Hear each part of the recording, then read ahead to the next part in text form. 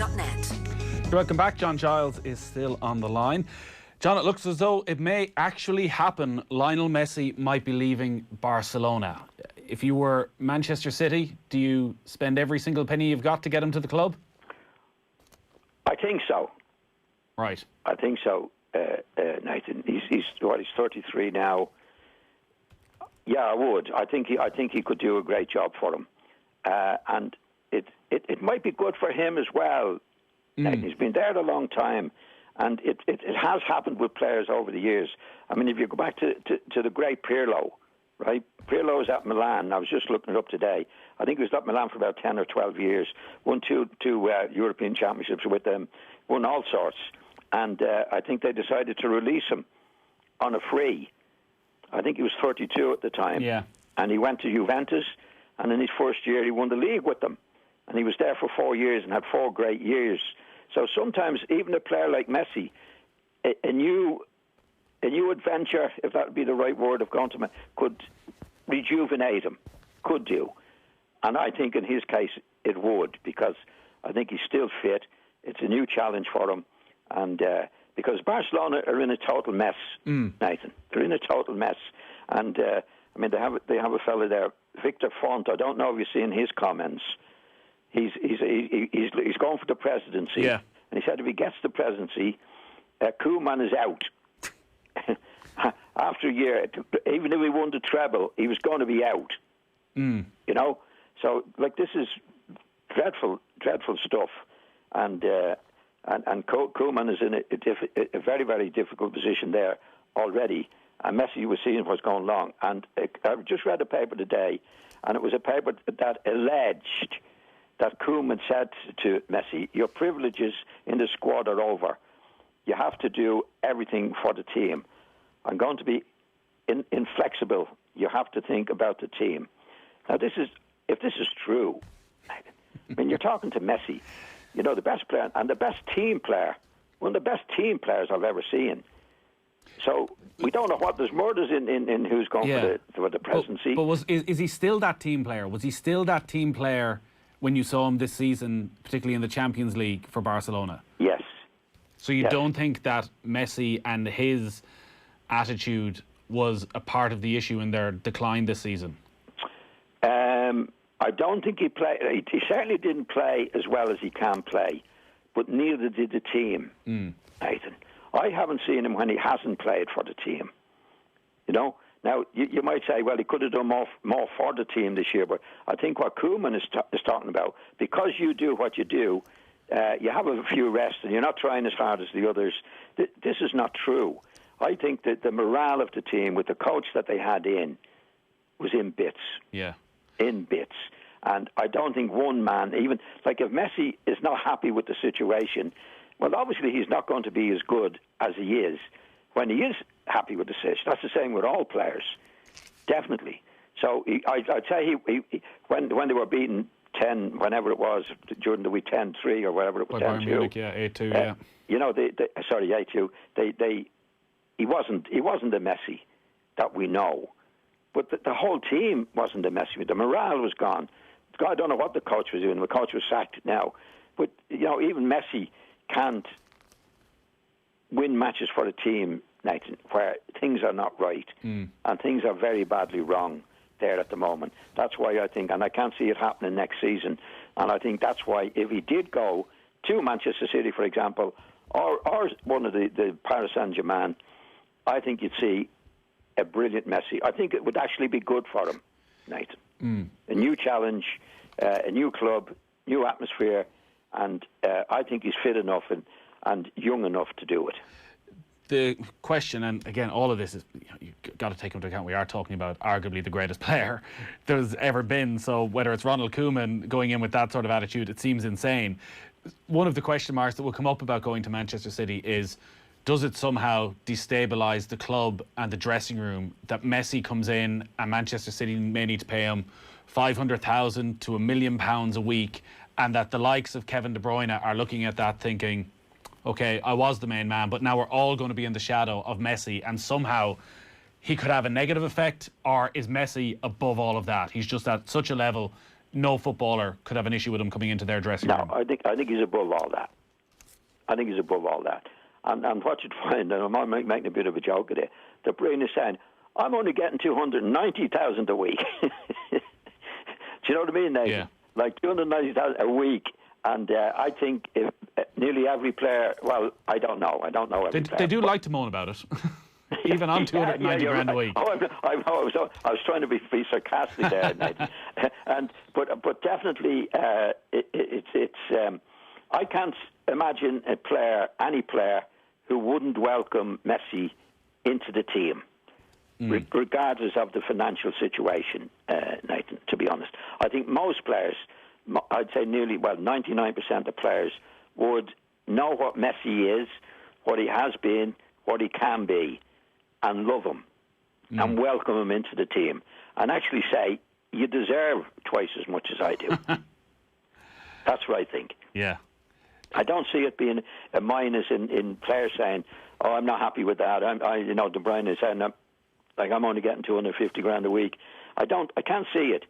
I'd say if Messi, they would say it with some players that they wouldn't rate as highly as themselves, quite rightly.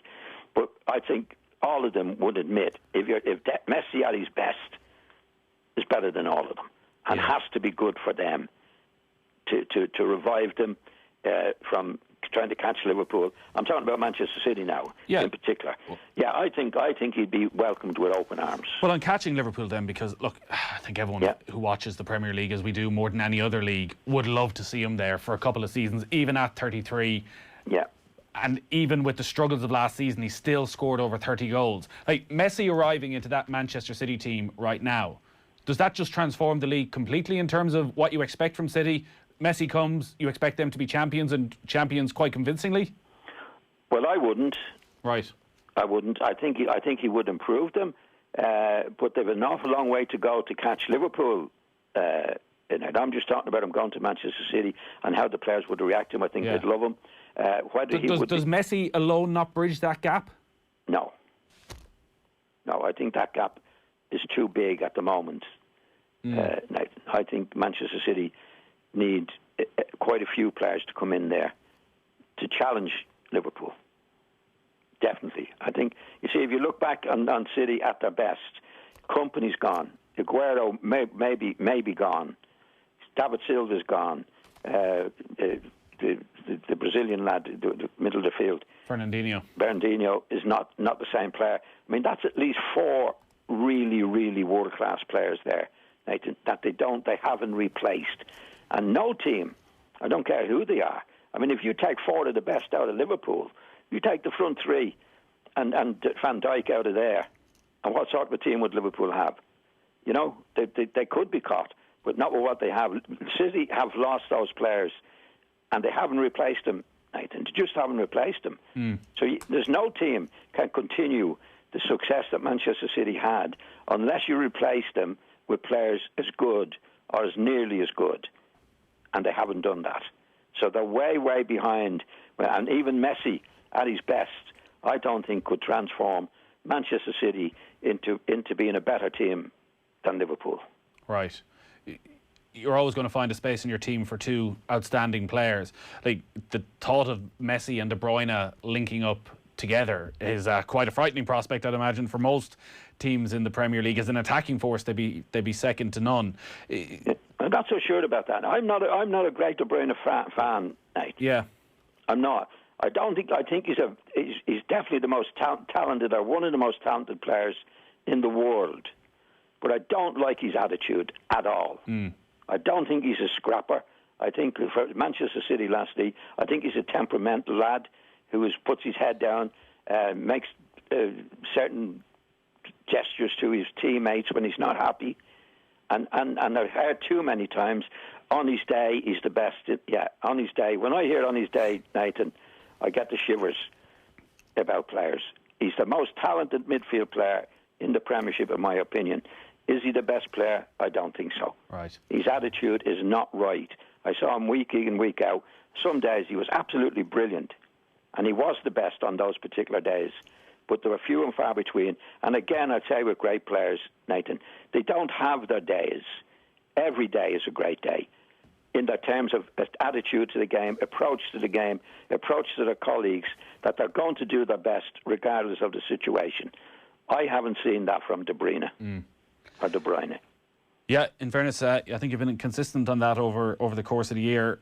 Just before we finish up, John, well, this time next week, the Stephen Kenny era will be underway. The Republic of Ireland will be taking on Bulgaria. We'll have a chance ahead of that game when we know the team to preview it next Thursday night. Yeah. But one of the decisions he'll have to face is, can he fit Matt Doherty into his team? And Doherty, it seems, is going to become a Tottenham player over the next couple of days. They've done a deal, a very good deal, it seems. Spurs only going to pay around 12 million up front for Matt Doherty to go and play under Jose Mourinho.